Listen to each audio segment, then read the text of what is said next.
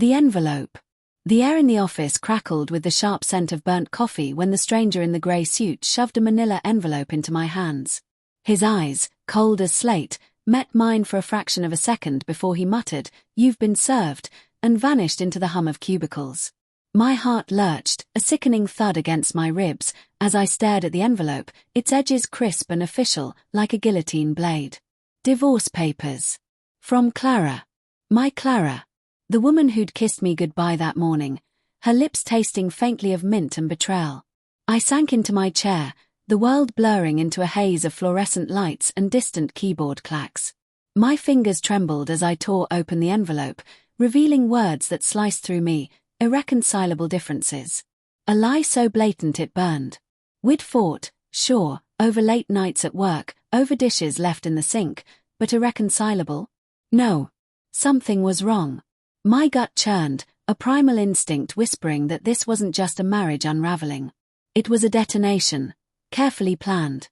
The first hint had come weeks ago, subtle as a shadow shifting in the corner of my eye.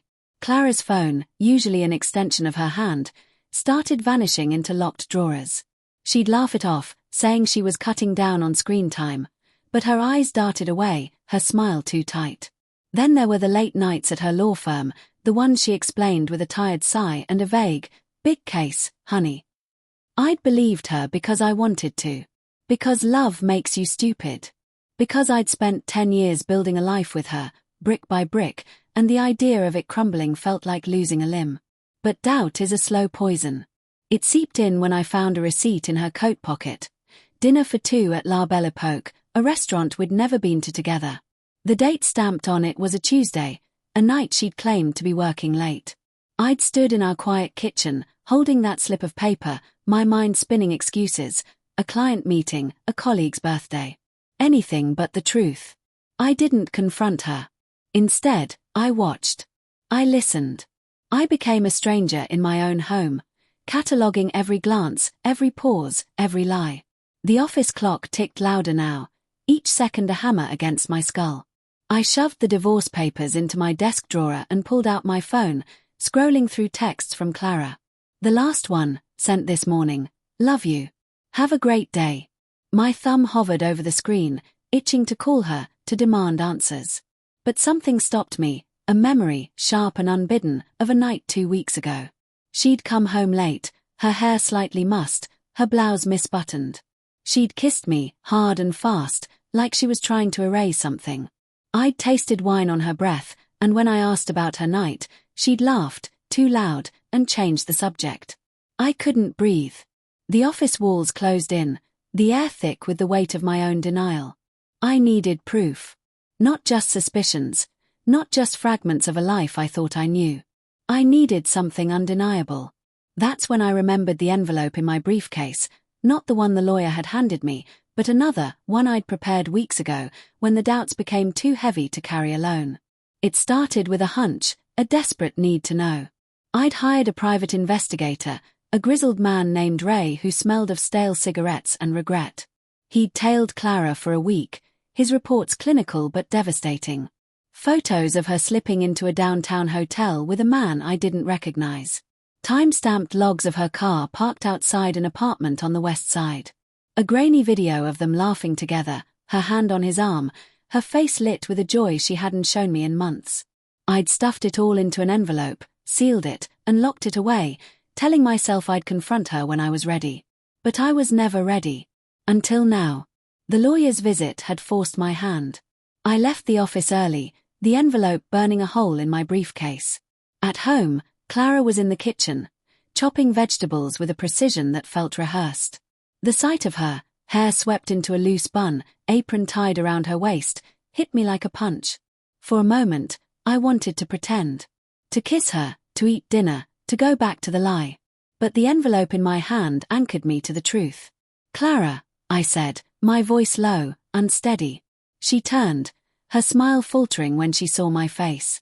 "We need to talk." Her eyes flicked to the envelope, and something, guilt, fear, defiance, flashed across her face. "What's that?" she asked, her tone too casual, like she was asking about the weather. I set the envelope on the counter, my hand steady now.